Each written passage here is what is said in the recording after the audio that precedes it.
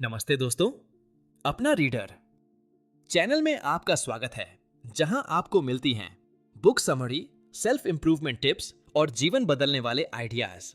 आज हम बात करने वाले हैं एक जबरदस्त बुक एटॉमिक हैबिट्स, जिसे लिखा है जेम्स क्लियर ने। यह किताब आपकी जिंदगी के हर छोटे बड़े आदत को बदल सकती है।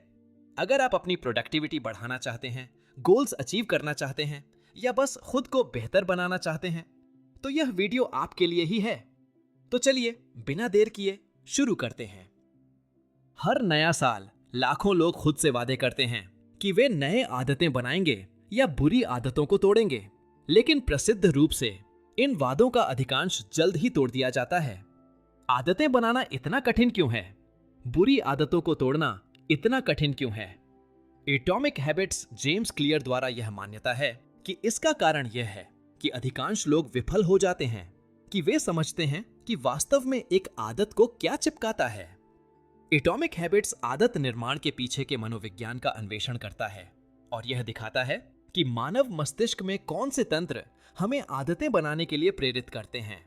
फिर यह व्यावहारिक सलाह देता है कि वे तंत्र कैसे उपयोग किए जा सकते हैं और एक व्यक्ति के लिए कैसे संशोधित किए जा सकते हैं ताकि वे आदतों को बनाए रखने और उन्हें त्यागने के लिए चाहते हैं। 1908 से 2003 तक ब्रिटिश पेशेवर साइकिलिंग टीम ने बदनामी से खराब प्रदर्शन किया। हालांकि 2003 में शुरू होते ही जब इसने डेव ब्रेल्सफोर्ड को नियुक्त किया, तब इसकी किस्मत बदल गई। ब्रेल्सफोर्ड ने टीम की प्रक्रियाओं में छोटे पर स्थिर परिवर्तन किए। बाइक सीटों के आकार में एक परिवर्तन, टायरों पर शराब का उपयोग या उनके वैन के अंदर का रूपांतरण सफेद। जल्द ही टीम ने ओलंपिक स्वर्ण पदक और टूर्स डी फ्रांस जीते। जैसे ब्याज जो मिलावट करता है, परिणामों में महत्वपूर्ण परिवर्तन अक्सर कई छोटे परिवर्तनों द्वारा लाए जाते हैं जो साथ काम करते हैं। यह कहानी नीचे विस्तारित की गई है।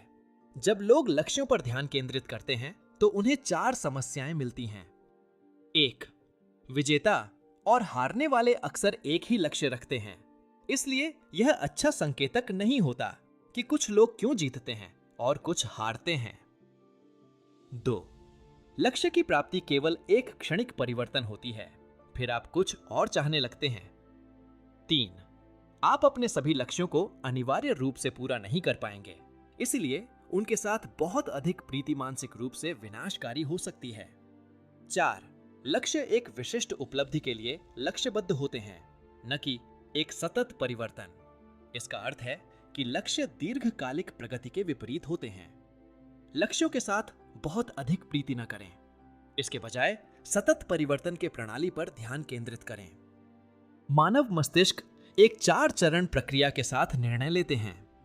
1.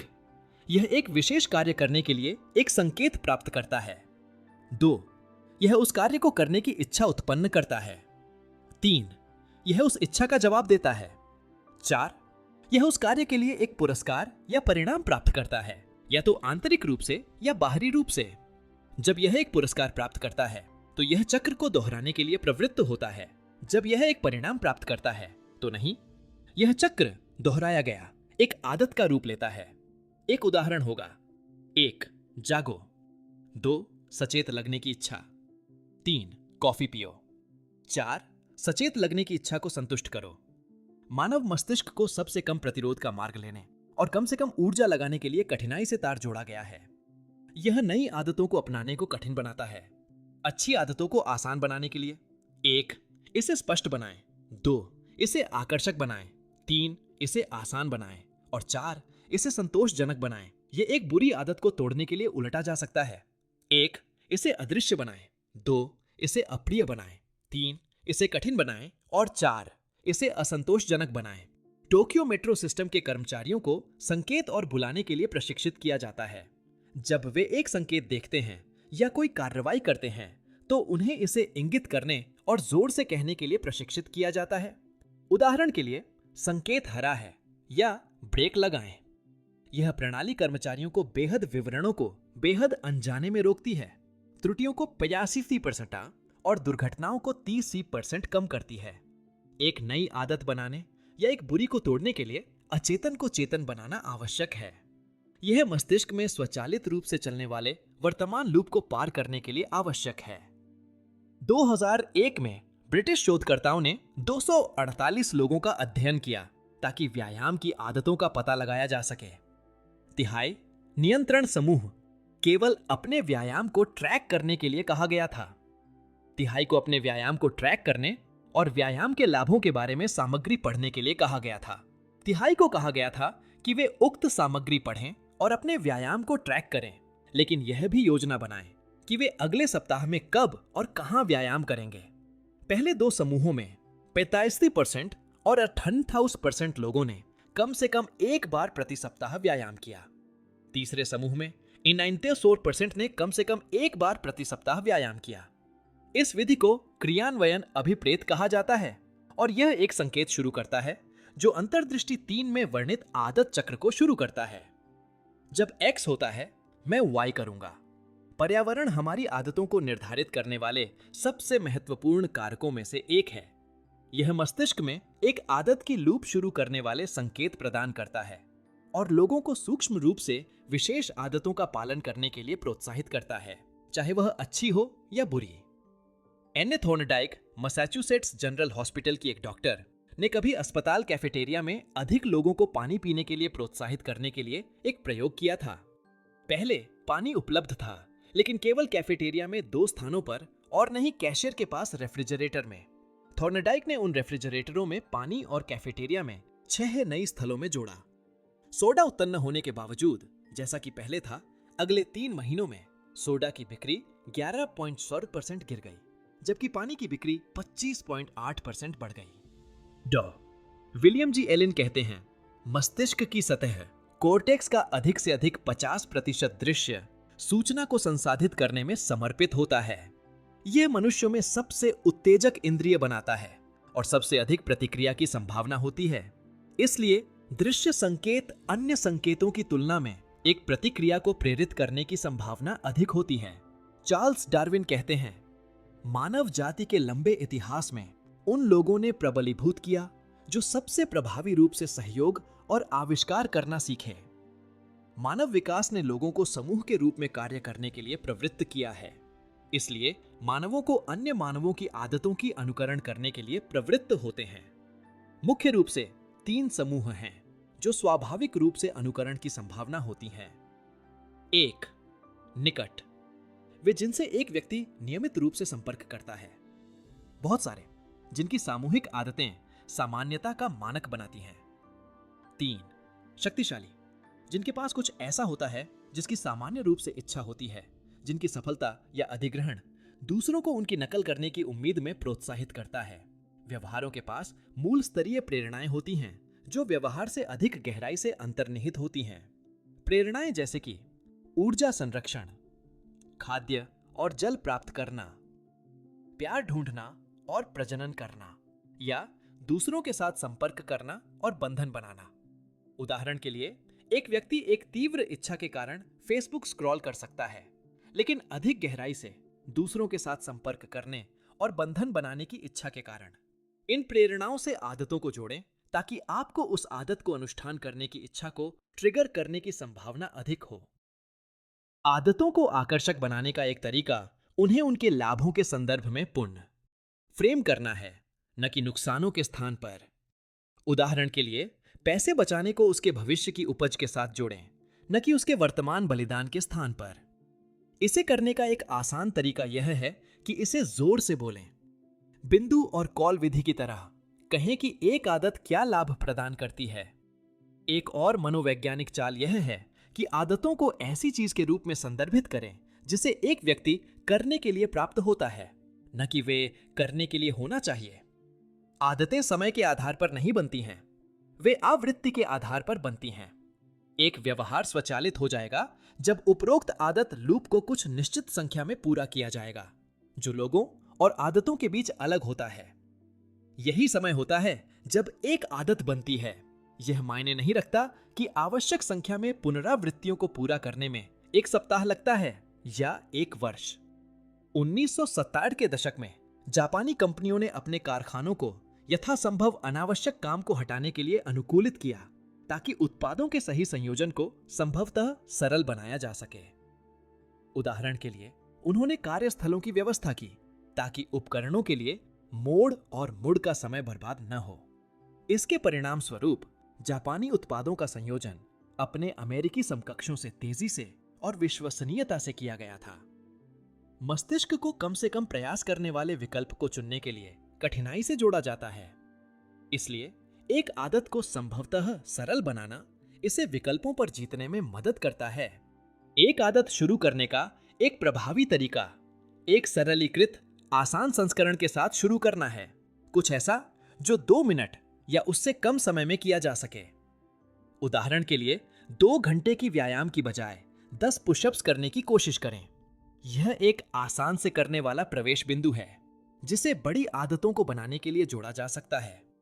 1839 की गर्मियों में विक्टर ह्यूगो ने अपने प्रकाशक से एक नई किताब का वादा किया। उन्होंने वर्ष भर अन्य परियोजनाओं की तलाश में बिताया और 1 वर्ष बाद किताब पर काम शुरू करने में विफल रहे। उसके बाद उनके प्रकाशक ने फरवरी 1831 को किताब को समाप्त करने की एक असंभव सी समय सीमा तय की। इसे पूरा करने के लिए ह्यूगो ने अपने सहायक से अपने सभी कपड़े एक बड़े शॉल के अलावा ताले में बंद करने का अनुरोध किया जब तक वह किताब समाप्त नहीं कर देते। घर से बाहर जाने की क्षमता के बिना ह्यूगो को ध्यान केंद्रित करने और लिखने पर मजबूर किया गया। इसे प्रतिबद्धता उपकरण कहा जाता है और यह एक आदत को आसान बनाने के ट्रिक का उलटा है। यह एक आदत को न करना मुश्किल बना देता है। प्रतिबद्धता उपकरण यह सुनिश्चित करते हैं कि एक आदत का पालन किया जाएगा जिसमें एक निर्णय अब तय करता है कि भविष्य में क्या कार्य किए जाने चाहिए। 1990 के दशक में कराची, पाकिस्तान दुनिया के सबसे अधिक जनसंख्या वाले शहरों में से एक था, लेकिन सबसे कम रहने योग्य।